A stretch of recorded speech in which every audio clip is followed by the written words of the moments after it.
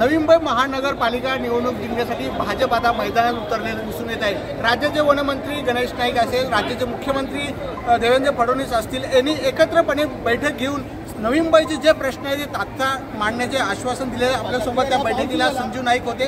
Sir, त्या बैठकीत महत्त्वपूर्ण निर्णय घेण्यात आलेले आहेत। निश्चितपणे माननीय मुख्यमंत्री देवेंद्र फडणवीस साहेबांच्या नेतृत्वाखाली माननीय वनमंत्री गणेश नाईक साहेबांच्या उपस्थितीमध्ये नवी मुंबई महानगरपालिका क्षेत्रातील CIDCO, MIDC, MMRDA, MSRDC, Navi Mumbai महापालिका व इतर जे घटक आहेत ज्यांच्या माध्यमातून इथल्या सर्वसामान्य जनतेला कशा पद्धतीनं विकासाच्या संदर्भामध्ये उपयुक्त होईल अशा गोष्टींचे निर्णय घेण्यात आले।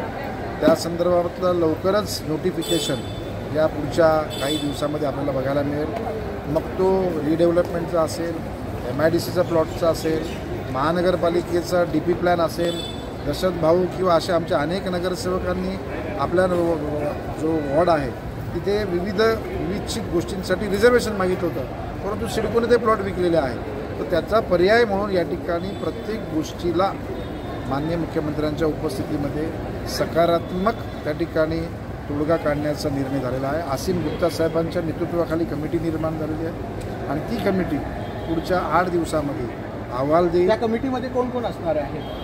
आसिम गुप्ता साहेब हे माननीय मुख्यमंत्री साहेबांनी नियुक्त केलेले सनदी अधिकारी आहेत। त्यांच्या नेतृत्वाखाली म्हणजे जर या ठिकाणी UD1, UD2 यांच्या अंडरमध्ये सर्व येतं, MIDC आहे, सिडको आहे, महानगरपालिका आहे, MSRDC आहे, MMRD आहे, वन खातं आहे, पर्यावरण विभाग आहे, अशा सर्व गोष्टींच्या घटकांचे जे प्रमुख आहेत त्यांची समिती निर्माण झाली आहे। आणि त्याच्यातून जे आपण प्रश्न निर्माण केलेले आहेत की ह्या गोष्टी आम्हाला उपलब्ध झालेल्या नाहीत, ह्या गोष्टी भविष्यात पाहिजेत, तर सर्वांचा लेखाजोखा करून 8 दिवसामध्ये ती समिती निर्णय घेईल कुठल्या आणि त्यांना टाईम बॉन्ड म्हणजे त्या ठिकाणी कालावधी निश्चित केलेला आहे की हा विषय 1 महिन्यात पूर्ण करणे, हा विषय 2 महिन्यात।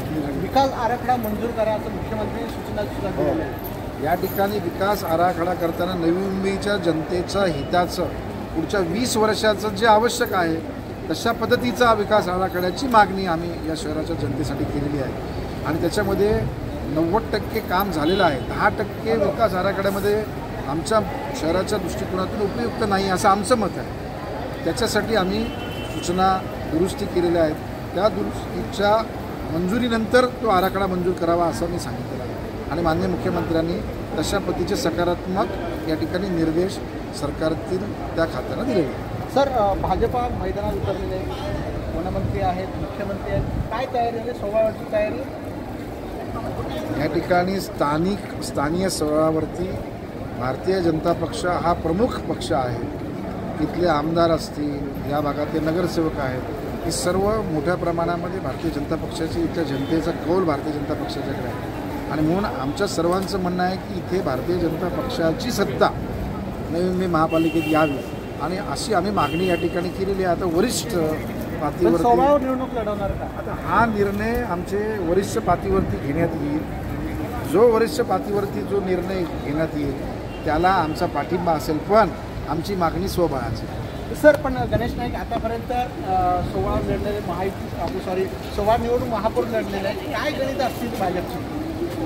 कसं असतात, काही जी गणितं असतात ती सांगायची नसतात, ती बरोबर युद्ध जेव्हा सुरू होईल म्हणजे जे काही बाहेर युद्ध चालले तसं नाही, जे काही राजकीय युद्ध जेव्हा चालू होईल तेव्हा कुठला मिसाईल निघेल, कुठली अणू त्या ठिकाणी चाचणी होईल ते आपल्याला हळूहळू बघायला मिळेल।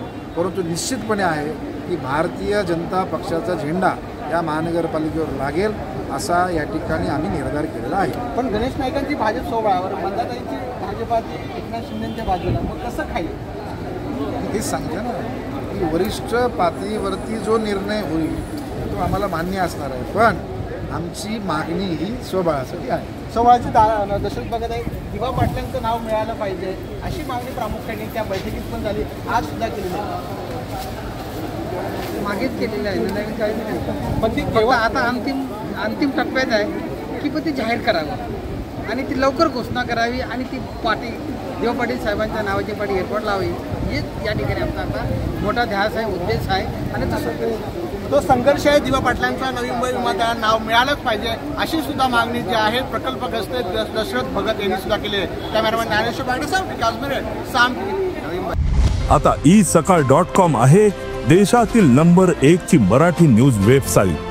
प्रत्येक अपडेटसाठी isakal.com ला नक्की भेट द्या.